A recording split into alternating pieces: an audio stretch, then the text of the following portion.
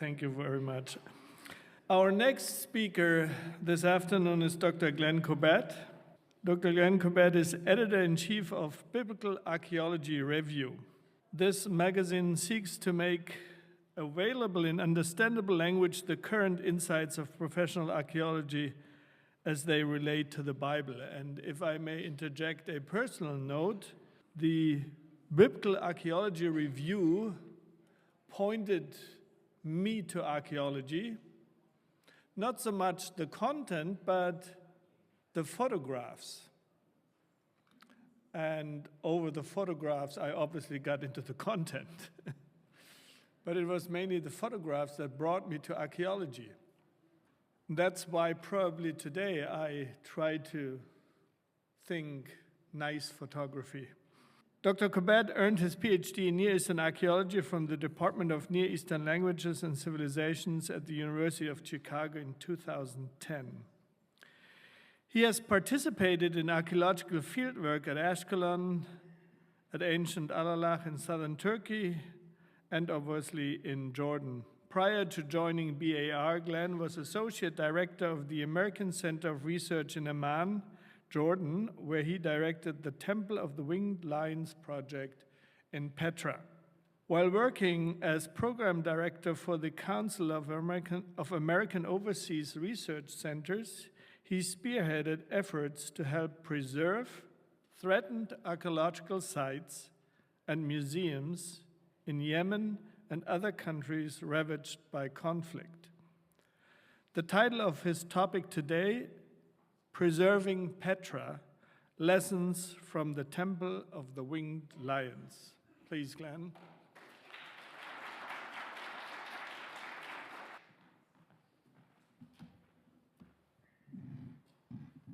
Oh, thank you. It's very, very nice to be here, and thank you for that wonderful introduction. As many of you, as Friedbert said, you may know me as the editor of BAR. Any BAR readers, BAR subscribers in the audience? Wow, that's great to see. No, we love our readers, we love our readership. Next year we're celebrating 50 years of BAR, so it's really amazing now to be editor-in-chief of this magazine that I really meant a lot to my professional career as well. But no, as Friedbert said, in a previous life, I was also Associate Director of ACOR, the American Center of Research in Jordan, and one of my major responsibilities there was spearheading not an excavation project, as you'll see, but a preservation project in Petra to help preserve and maintain and make accessible to locals and the public a previously excavated monument known as the Temple of the Winged Lions. And so we'll be talking about that project today.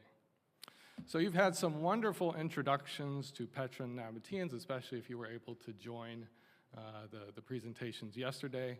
So I'm not going to go into a lot of detail about the Nabateans, but of course, the Nabateans were a very wealthy Arabian people, presumably of Arabian origins, who really came to dominate the very wealthy, lucrative incense trade from South Arabia, modern-day Yemen, especially during the 1st century BC, the 1st century AD, which is really the heyday of sort of Nabatean power. Knowing from Josephus and other accounts, we know these are really the kind of political and commercial rivals to the Herodian dynasty in Jerusalem. So we learn a fair bit about them from ancient historical texts like Josephus. And from that, and especially from the archaeology, we also know that the Nabateans established quite an extensive commercial and political kingdom that extended all the way in the north from Damascus to the south, the area in modern-day northern Saudi Arabia, the Hejaz, the site of Medan Saleh, or Hegra, which was kind of the sister city, the twin city of ancient Petra. With Petra, of course, being the center, the capital of this very important kingdom that has captured the imagination of so many people and so many archaeologists. You've seen over the course of these 2 days some wonderful photographs and images. Of course, we all know Petra for its wonderful rock-cut monuments and tombs, these amazing facades preserved in this sandstone desert landscape of southern Jordan. You know the treasury very well, we've talked about that, the Adair Monument, but hundreds, literally hundreds of these rock-cut tombs and facades spread throughout the entirety of this ancient city, basically a Greco-Roman Arabian city surrounded by the necropolis of these rock-cut tombs and facades. But as we've also explored, Petra was not just tombs and burials and facades and monuments cut into the sandstone. It was also an impressive ancient city. The Nabateans, as Leanne was talking about, built their city to impress, and because of that, we have, thanks to the work of so many archaeologists, fortunately many of whom you've got to listen to, we've excavated many of these built monuments of the ancient city, which, as Leanne was saying, estimates are that maybe 20 to 30,000 people lived in this city at one time or another during the 1st century AD. A very, very impressive city that was on par with many of the great cities of the Roman Near East during the 1st century. And so this is just to show, again, some of these pictures of these famous monuments that have been studied, documented, and excavated over the course of especially the past 75 years or so. So I'm going to be talking about one of these sites that there was very extensive excavation at the so-called Temple of the Winged Lions. This map gives you Petra's such an amazing place. This is not an aerial view, but this is actually a view from El Biada, one of the very steep, high-topped mountains surrounding the site. And from here, you get a wonderful view over the city center, the ancient urban core of the city. And here you see some of the sites that have been discussed and talked about over the past couple of days.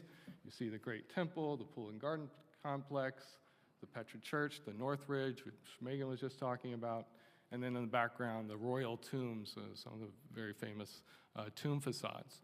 And circled there in red is the Temple of the Winged Lions site, which we'll be discussing through the rest of this presentation.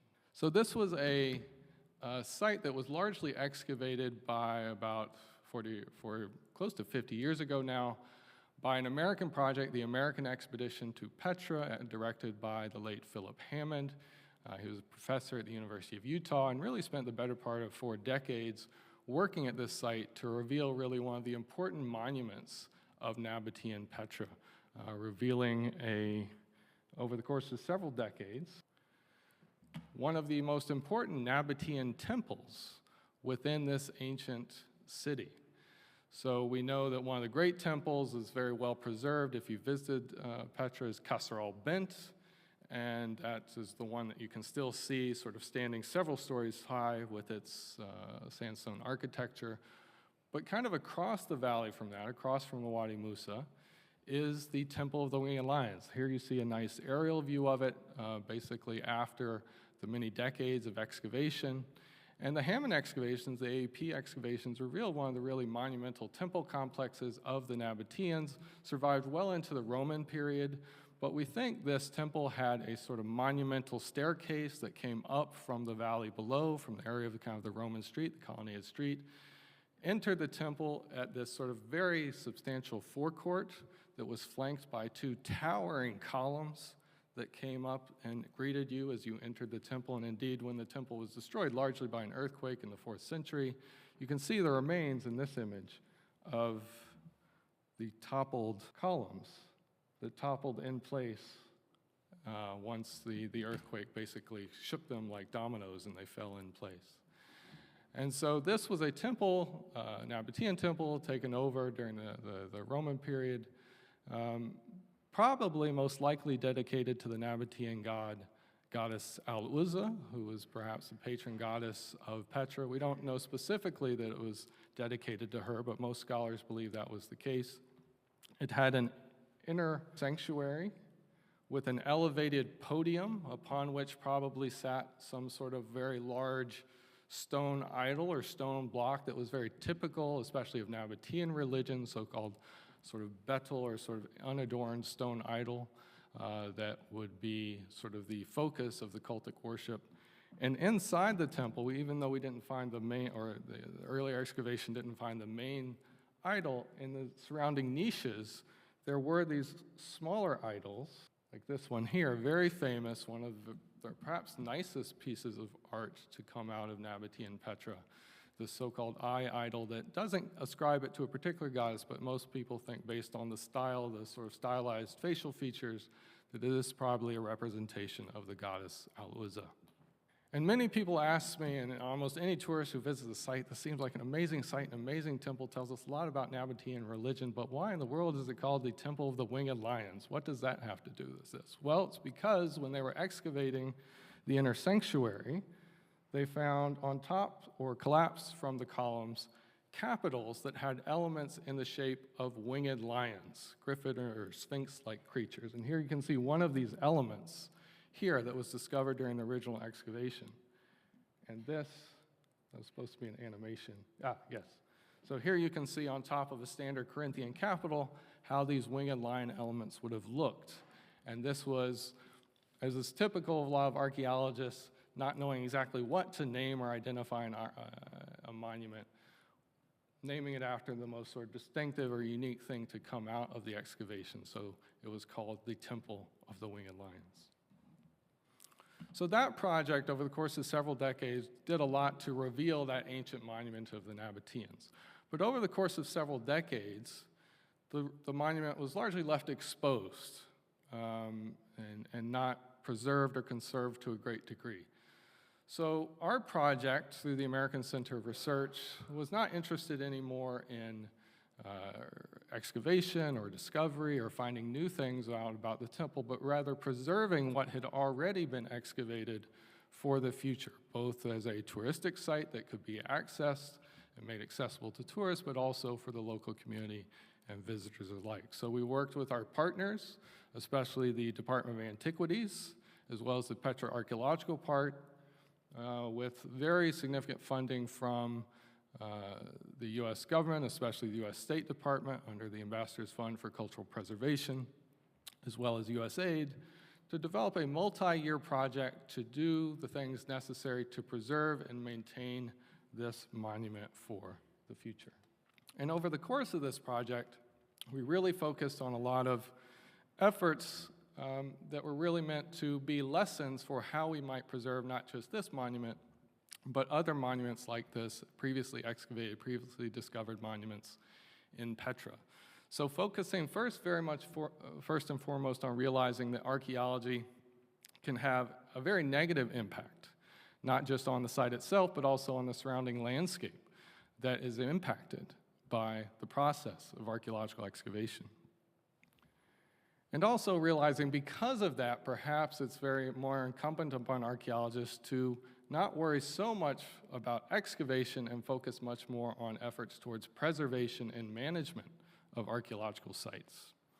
And perhaps most importantly, that in order to do this in a sustainable way, in a way that makes a difference in the long term, that the local community who lives with and is part of that site and lives with that site every day has to be directly engaged in the process, has to be a partner in the process, and has to be the main beneficiary from preservation efforts and archaeological efforts within the site.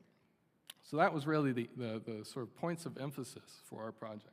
So to go into a little bit more detail about each of these. First is, again, the recognition that archaeology is a mess. It creates a lot of problems both for the site itself as well as the landscape that's impacted by the process of excavation. So here you see a sort of aerial view of the Temple of the Winged Lions and the excavations. In green, circle in green, you see the monument itself. One of the first things we see, of course, is that excavation, especially if things aren't backfilled, produces really huge trenches, scars, as it were, in and around the site that first and foremost make it largely inaccessible, either to locals or visitors. This site became very difficult to visit prior to the interventions of ACOR and the TWLCRM initiative. But it's also leaving these remains exposed to the elements made it very difficult for this site to be preserved. It would very quickly degrade and weather over the course of the decades of being exposed, from heat exposure, rain exposure, exposure to wind. I mean, Petra is a very large touristic World Heritage Site, gets lots of touristic traffic. Locals use the site and the hills to herd their animals, so there was constant traffic, constant wear and tear on the monument. Indeed, by the time of our project began in 2009, it was really in a bad state. A lot of these exposed architecture from the temple was in danger of collapse, and we really needed to intervene rather quickly to make sure the site was preserved for the future. And then the area in red is kind of the larger impact zone of the excavations. First and foremost, we notice, of course, when you excavate earth out of the ground, that dirt has to go somewhere. And this, of course, has produced huge dump piles, spoil heaps, around not just this site, but any range of sites that have been excavated by archaeologists through the years. And so these spoil heaps can be rather large. They, of course, cover up areas that archaeologists might want to excavate in the future, but they also very much affect how people move through the site, what grows on the site. They affect drainage patterns. There are all these sort of compounding, cascading effects that archaeologists often have not realized or taken an interest in realizing when they excavate. And so making sure we're aware of those things. Also at a major sort of Greco-Roman period site where you had these several story high temples, the building blocks were these large ashlars, sort of built stone ashlars, that in order to get to excavated earth to actually excavate, you had to remove those very large building blocks from the temple from when it collapsed. You had to move those to the side. So these created huge sort of stone piles, lapidaria, where these architectural elements, these stones were moved to. Again, impeding how people move through the site, creating huge barriers to tourists visiting the site, as well as what could grow and how people could interact and move through this site. So many different factors created by simply the process of excavation that have to be dealt with and considered if one is going to excavate. Because of this, we have to realize that sites like this, sites that have already been excavated and uncovered, we don't need to sort of dig them more. What we need to do is preserve them, take the steps necessary to make sure these previously excavated sites are preserved for the future. So what does that mean? That means first and foremost making sure that the site is fully documented, that all of the exposed architecture, the walls, the features, that either from the original excavation or through new recording, all of that has been fully documented.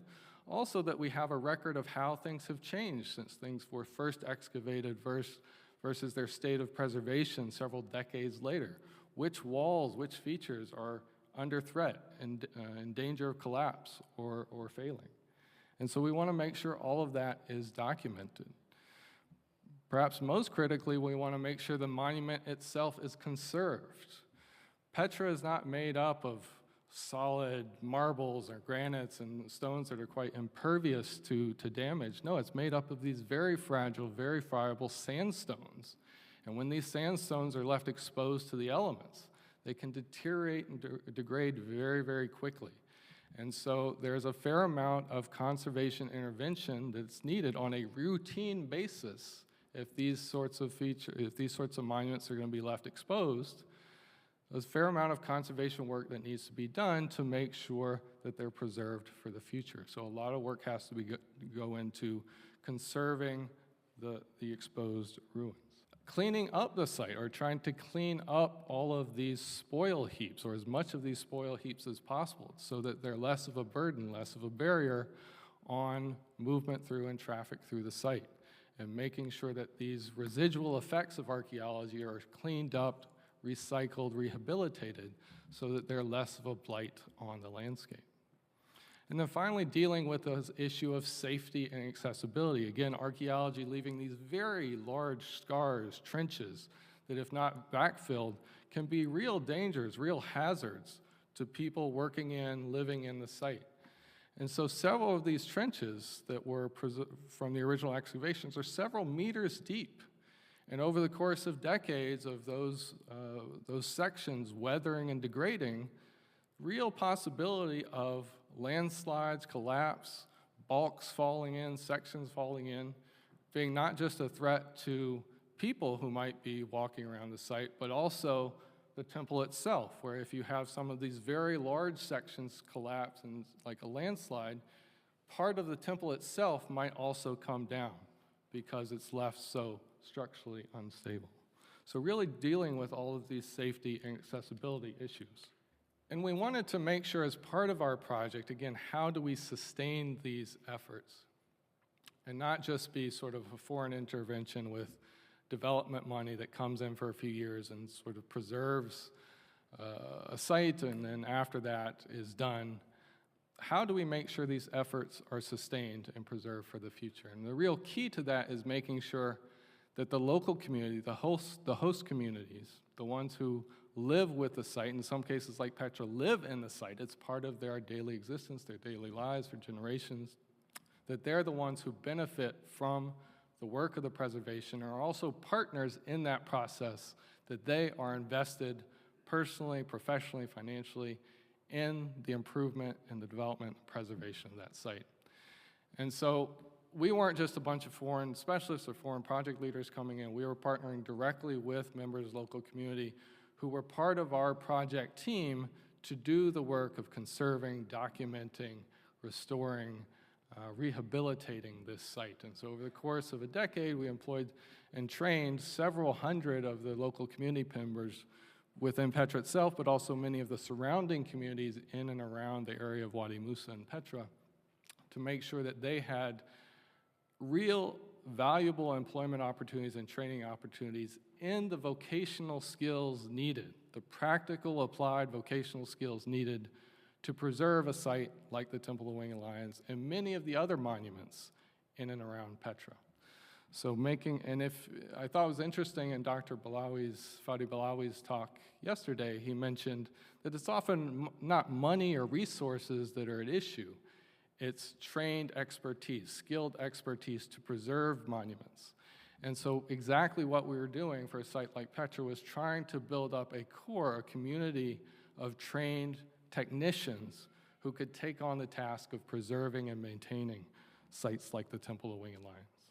So this just looks at some of the work that we did with the local community, again, them being actually the ones doing the bulk of the work of documenting the site, preserving the site, making sure that all of these exposed features from the original excavations had proper drawings, state of conservation, state of preservation, documentation, working to properly map and document the site in terms of making sure we had accurate plans for where everything was and where everything was being recorded, and making sure even every single ashlar block, every single building block from the temple that was scattered around the site was registered, recorded, documented, entered in a database, so we had a full record of what we were doing on this site and what was being preserved.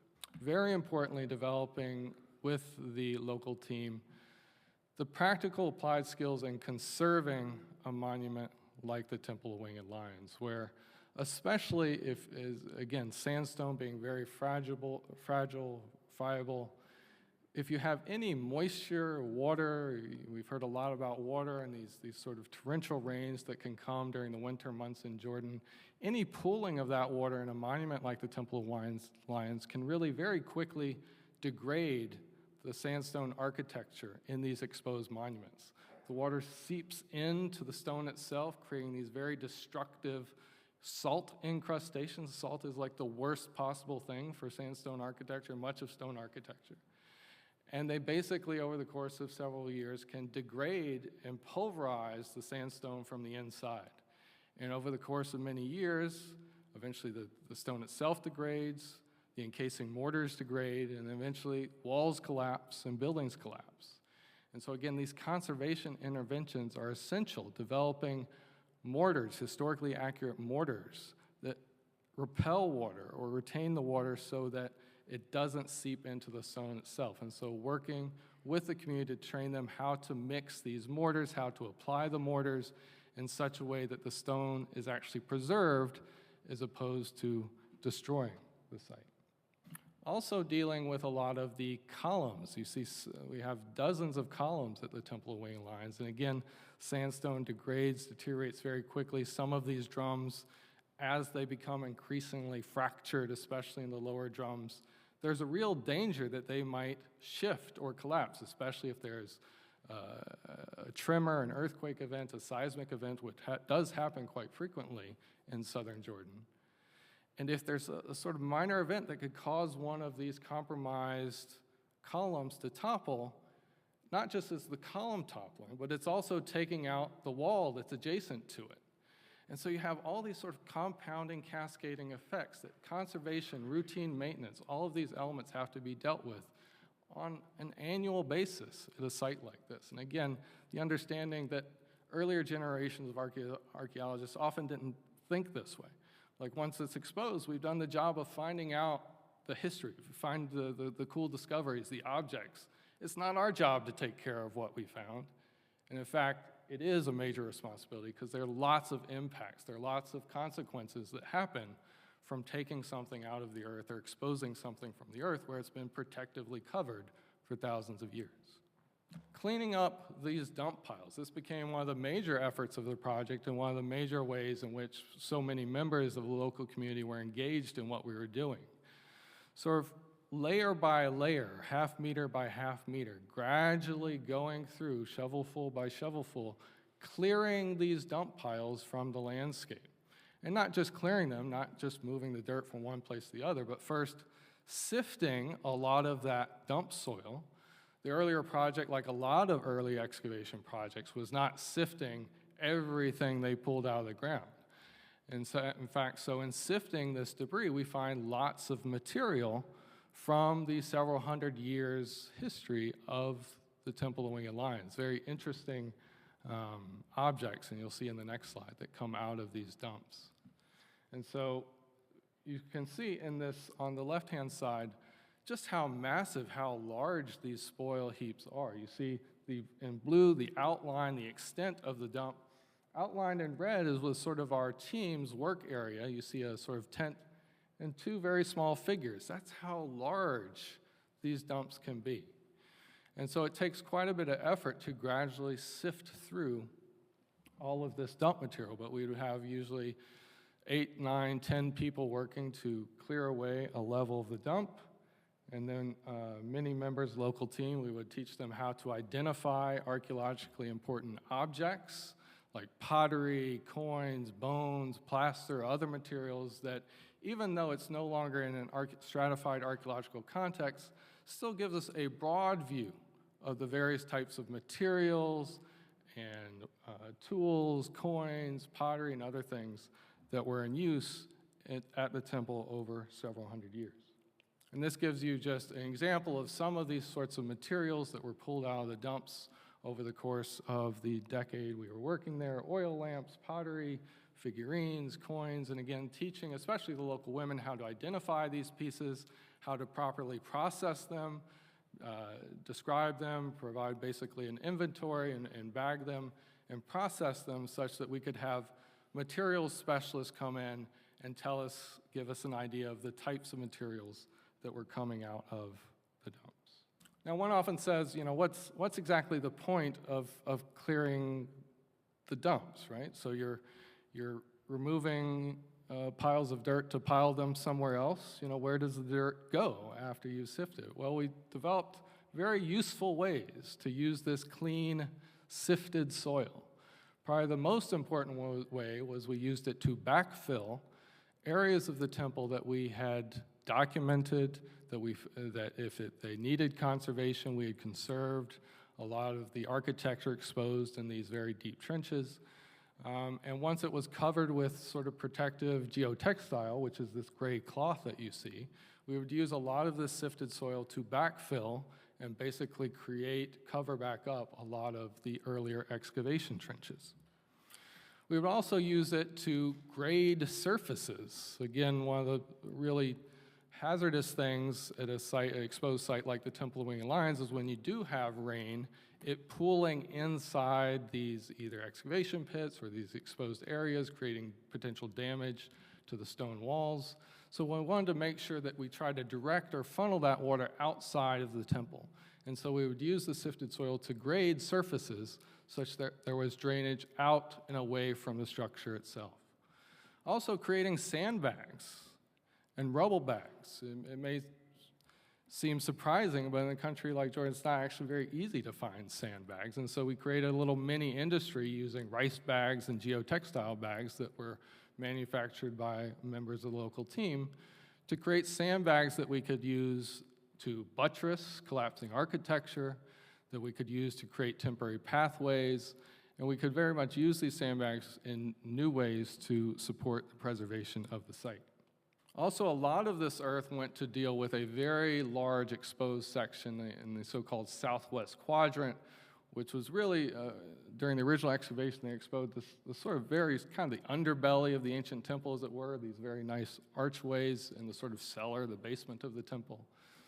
But in so doing, they created a very large section in the slope, basically 9 to 10 meters high. And this was just a rubble section. You can see it exposed here. And it's just loose rubble. It's just gravel, rock.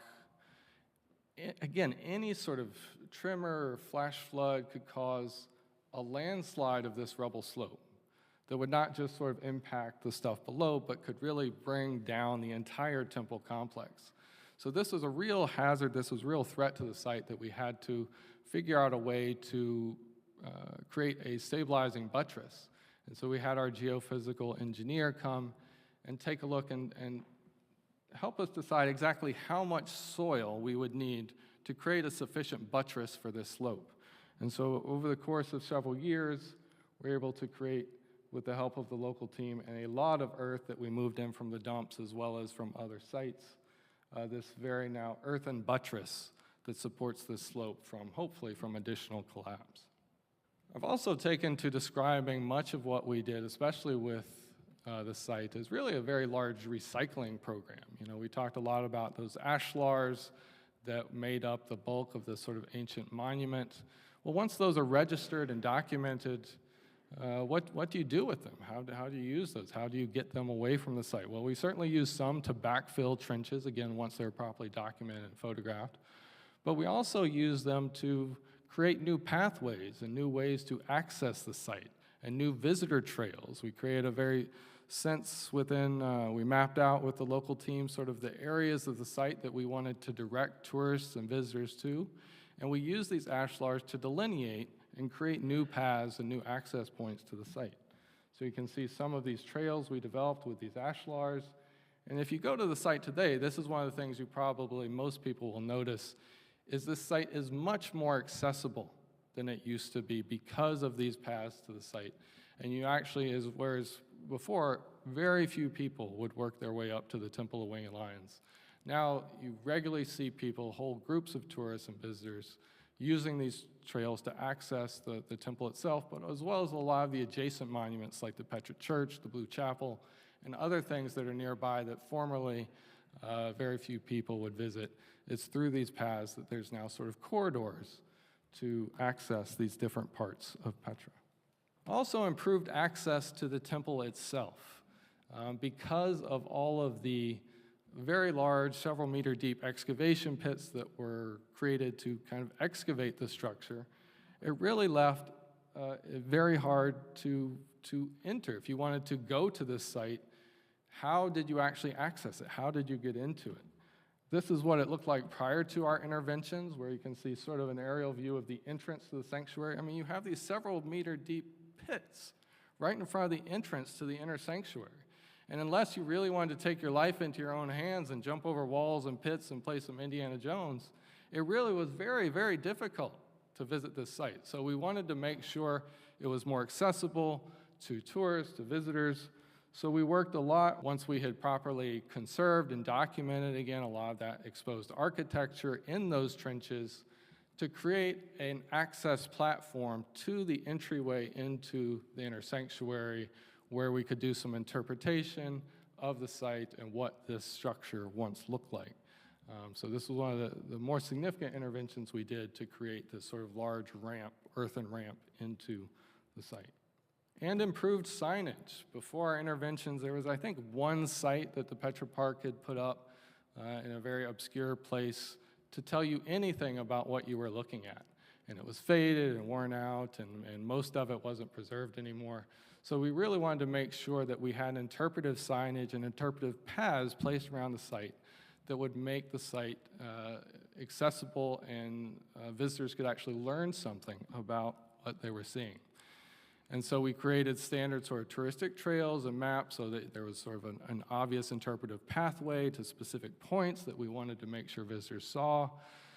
Very significantly, you think it might be obvious, but tourists to Petra love to climb over monuments and go off the beaten path.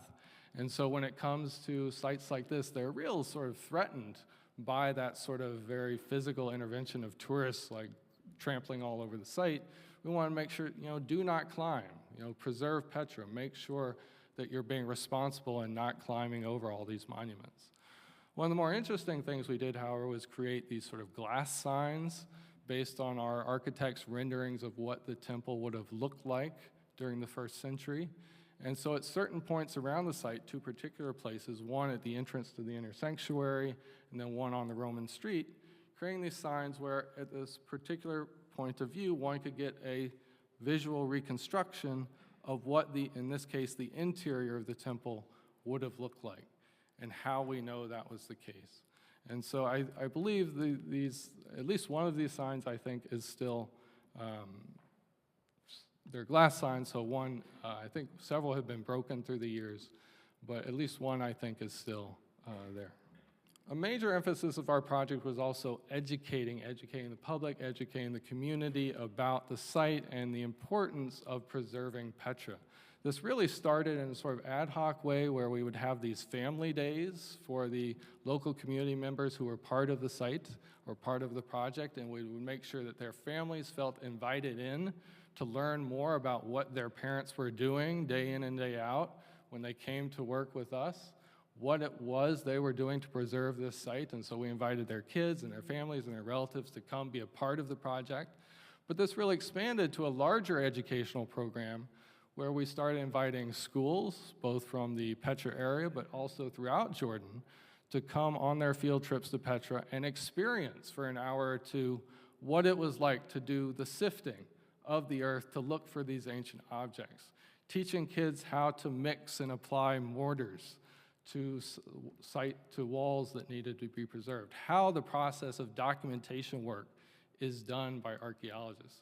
So it became really important hands-on activities to teach children and school kids, especially what archaeology was all about. But people loved this, and even for a time, we actually also had this available to tourists, especially tourists who were a little more involved and had a little more time to spend in Petra. We had a whole 2-hour program that we set up where you could go station to station and do all the activities we were doing to preserve this site. And most importantly, while doing that, you were engaging with our local team. You were getting to meet real Jordanians, hear about their lives, their stories, and really that sort of experiential tourism that I think at a site like Petra is so desperately needed. I think there are several lasting impacts that we've had with the TWLCRM initiative. The bulk of the physical interventions on site were completed back in 2018.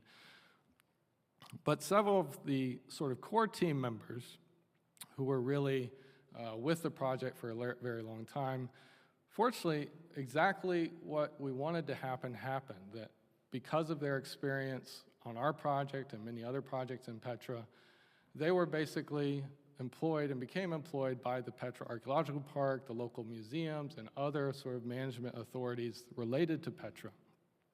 And they've since gone on to become technicians, managers, helping manage preservation efforts within the site. There's also that because of the successes of the Temple of the Winged Lions project, and especially not just preserving the site, but engaging the community in that process, USAID especially took a greater interest in seeing this as a potential pilot that could be used throughout Jordan as a way to successfully engage communities in the process of heritage preservation. And so this became, we were terrible with our acronyms in the development world, this became the SHEP project, the Sustainable Cultural Heritage through Engagement of Local Community Project. And this was a decade-long USAID-funded program working throughout Jordan with the American Center of Research. I think even the museum, the Madaba Museum project, I think was supported for a time by SHEP funding. And the ethos was that the communities and the communities around heritage sites are the key to preserving and maintaining these sites for the future, whether that be through preservation and conservation efforts, whether that be through developing small touristic businesses to make sure that communities are the ones benefiting from heritage sites, But SHEP was really based in doing a lot of these initiatives throughout the country to make sure that archaeology was of benefit to the communities and not just to foreigners. I think probably the organization that I think has the most lasting impact, perhaps, and the most sustainable impact is the creation of an organization called CELA, Cell for Vocational Training and Protection of Heritage. And this is really an outgrowth of our own local community members, our local core team at the Temple of Winged Lions, who came together to form their own nonprofit organization, their own nonprofit company dedicated to the idea that the local community can receive valuable vocational training and employment opportunities in heritage, in archaeology, that can be used, that practical applied training can be used to preserve sites, not just in Petra, but throughout Jordan.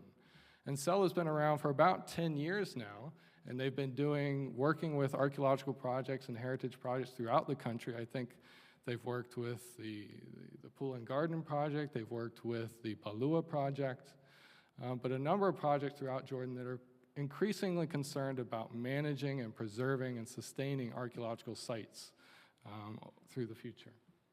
And they do have, with the Petra Archaeological Park, a new agreement this past year to do something that's very important, which is at about 24 sites throughout Petra to do routine monitoring and management and maintenance of sites like the Temple of Winged Lions and a whole myriad of other sites that need this constant maintenance, constant conservation effort.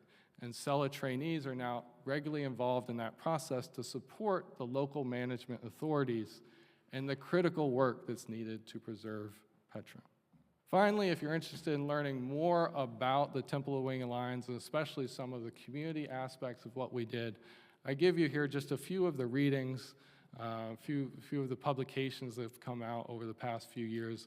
Also, just within the past month, ACOR has been able to get out 2 volumes, really publishing a lot of the finds and discoveries related both to the original Hammond excavation and the unpublished archive, but also some of the material finds that come out from the Temple of Winged Lions Cultural Resource Management Initiative. So, and these are freely available online at the ACOR website if you want to take a look at those.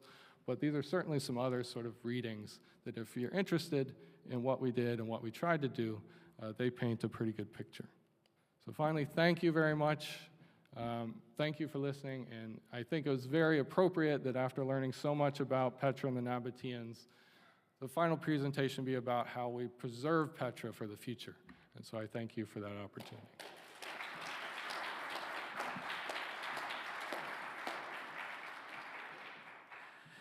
Thank you, Glenn. We will have occasion for Q&A after a short video. The second one, we did the first one, Petra 1, yesterday, just before the panel. This time, we will do Petra 2, and we're extremely indebted to Dr. Friedbert Ninow, who is a gifted photographer. I heard him talk about photography as important. He is a gifted photographer, and so there's music associated with this. So a few minutes of an aesthetic interlude.